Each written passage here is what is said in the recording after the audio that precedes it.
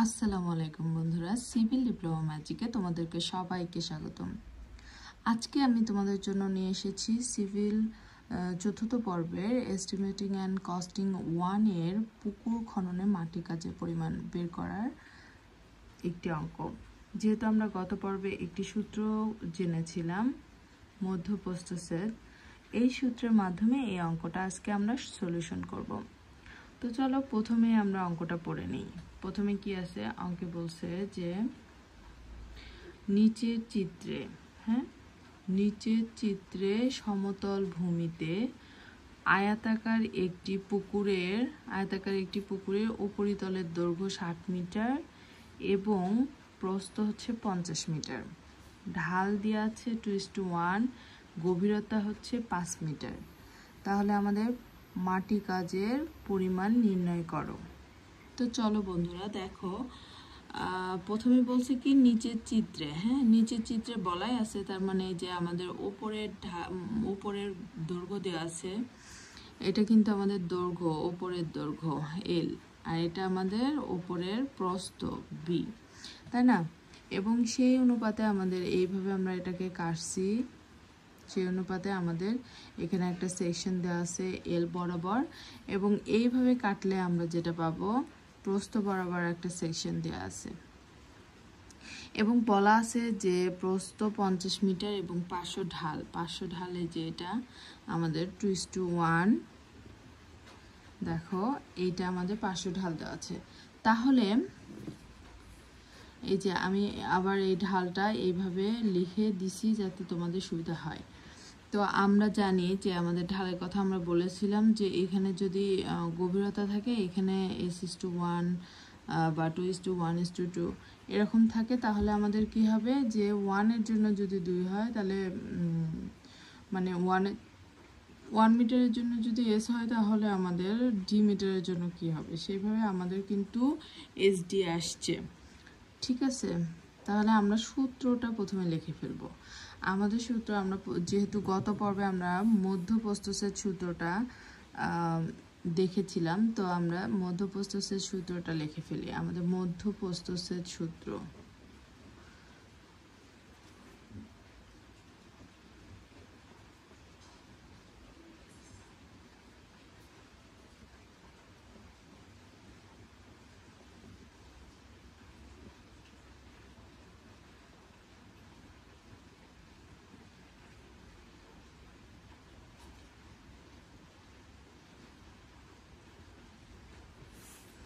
এটা আমার মধ্যপ্রস্থচ্ছেদ বা মিড সেকশনাল ফর্মুলা। এই সূত্রটা কি, V = AM × D। ঠিক আছে, আমাদের AM-টা কি, AM হচ্ছে গড় দৈর্ঘ্য গুণন গড় প্রস্থ।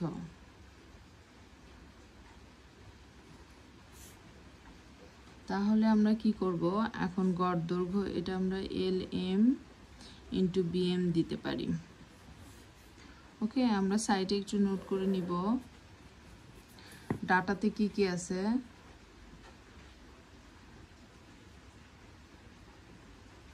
দেখো আমাদের উপরের দৈর্ঘ্য দেওয়া আছে, কিন্তু উপরের দৈর্ঘ্য সমান আমাদের কি, এই যে উপরের দৈর্ঘ্য আমাদের L সমান 60 মিটার, এবং উপরে নিচের দৈর্ঘ্য, তাহলে কি হবে, নিচের দৈর্ঘ্য হবে L1 যদি আমরা ধরি, তাহলে আমাদের কি হবে, এখান থেকে আমাদের এটুকু বাদ যাবে, এটুকু পরিমাণ আমাদের কি SD এবং SD, তাহলে আমাদের কি হবে L - 2SD, কারণ দুই পাশে। এই সূত্র আমাদের কি হবে 60, L এর মান আমাদের 60 এবং 2 × S হচ্ছে আমাদের 2 এবং D হচ্ছে 5, তাই না? এই যে D5, তাহলে আমাদের 2:2 S এর মান এবং D এর মান হচ্ছে 5। তাহলে আমাদের কত হলো, 5 × 2 = 10, 10 × 20। তাহলে আমরা 60 থেকে 20 বাদ দিলে কত হবে? 40 মিটার। বুঝতে পারছি কি আমরা এটুকু? ভালো করে দেখো, বুঝে আমাকে বলবা, না বুঝলে আমাকে বলবা। তাহলে আমাদের গড় দৈর্ঘ্য কত হবে? হ্যাঁ, গড় দৈর্ঘ্য হবে LM সমান হবে, আমরা জানি যে গড় দৈর্ঘ্যটা কি, আমাদের এই বরাবর একটা মিড সেকশন, মানে কি মিড মানে মধ্য না, মধ্য সেকশন, এরকম একটা যদি আমরা সেকশন বিবেচনা করি, তাহলে আমাদের কি হবে? গড় দৈর্ঘ্য বের করতে গেলে ওপরের দৈর্ঘ্য যোগ নিচের দৈর্ঘ্য ভাগ 2। তাহলে কি আমাদের এই যে ওপরের দৈর্ঘ্য যোগ নিচের দৈর্ঘ্য, তাহলে কি আমাদের ভাগ 2 দিলে আমাদের এরকম মাঝামাঝিতে একটা দৈর্ঘ্য পাবো। তাহলে ওপরের দৈর্ঘ্য কি? 60 মিটার যোগ নিচের দৈর্ঘ্য 40 ভাগ 2। তাহলে আমাদের কত হচ্ছে? 60 আর 40 হচ্ছে 100, 100 ভাগ 2, তাহলে 50 মিটার। এটুকু কি আমরা বুঝছি? না বুঝলে আমরা জিজ্ঞাসা করব, কমেন্টসের মাধ্যমে আমাকে বলে দিবা, আমি তোমাদেরকে পরে সলিউশন করে দিব, বুঝাবো যে এটুকু বোঝো নাই। আচ্ছা, এখন আমাদের কি এখানে ছিল ওপরের দৈর্ঘ্য, এখন দেখো আমাদের ওপরের প্রস্থটা কত আছে? ওপরের প্রস্থ আছে 50 মিটার।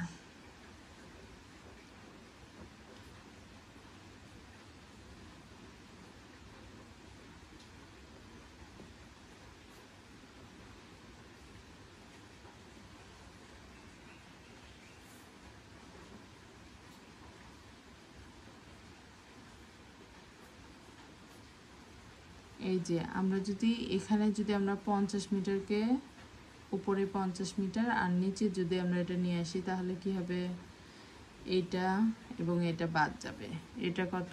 SD, এটা কত? SD, তাহলে এটা কত হবে? B - 2SD। হ্যাঁ, বুঝছি কি আমরা?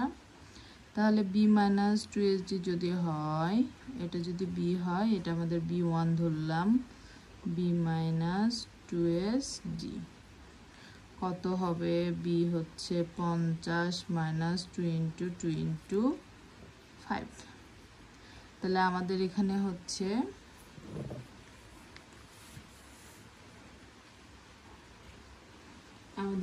কত হচ্ছে দেখো?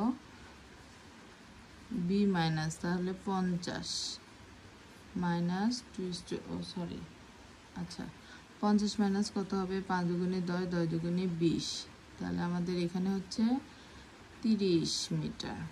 তাই না? এখন আমরা কি করব? গড় প্রস্থ বের করব।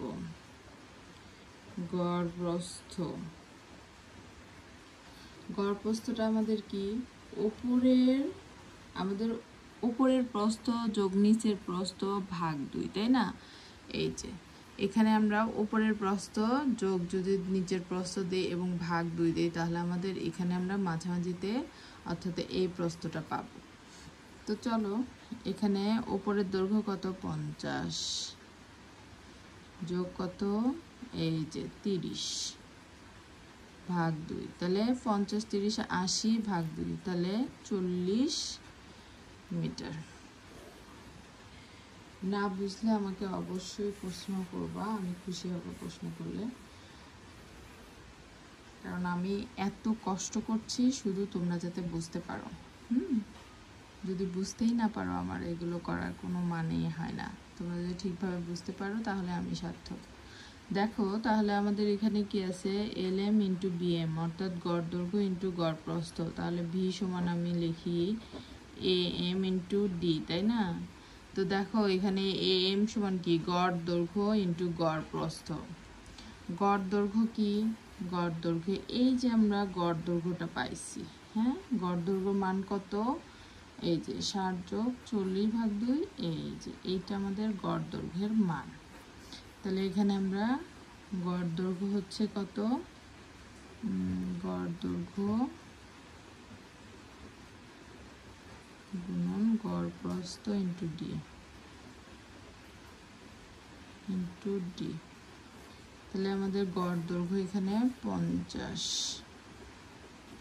ইন্টু গড় প্রস্থ কত, এই যে আমাদের গড় প্রস্থ, বুঝতে পারছি আমরা, এটা আমাদের গড় প্রস্থ 40। আর ডিটা কত, এই যে ডি আমাদের এই যে 5 মিটার, এই যে 5 মিটার, এই যে 5 মিটার, যেখান থেকে আমরা নিই তাহলে 5 হলো। দেখো এটা আমাদের তাহলে কত হবে, 5 5 25 আর 5 25 125 আর 2টা শূন্য, এরকম হবে না, 125 2টা শূন্য, 12,000। এত কি হবে বলো তো, আমাদের এখানে একটা মিটার আছে তাই না, এই যে দেখো এখানে একটা 40-এর সাথে মিটার আছে, এখানে একটা 30-এর সাথে মিটার আছে,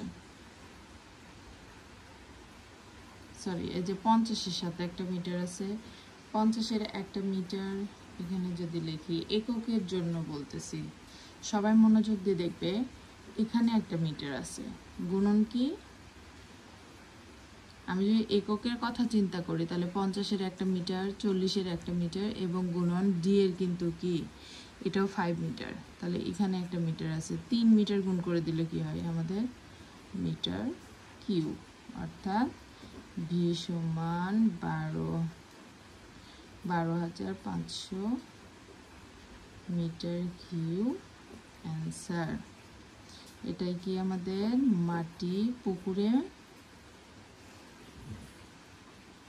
এই যে ভি সমান হচ্ছে এত মিটার কিউব, এটাই আমাদের অ্যান্সার, এটাই আমাদের ভলিউম বা আয়তন, মাটি পুকুর খননে মাটি কাজের পরিমাণ। তো দেখো এখানে কে কোথায় বোঝনি আমাকে বলবা, তোমরা একটা স্ক্রিনশট দিয়ে নিতে পারো, আশা করি দেখা যাচ্ছে, হ্যাঁ এখানে একটা স্ক্রিনশট দিয়ে নিতে পারো এবং কোথায় বোঝনি আমাকে বলতে হবে।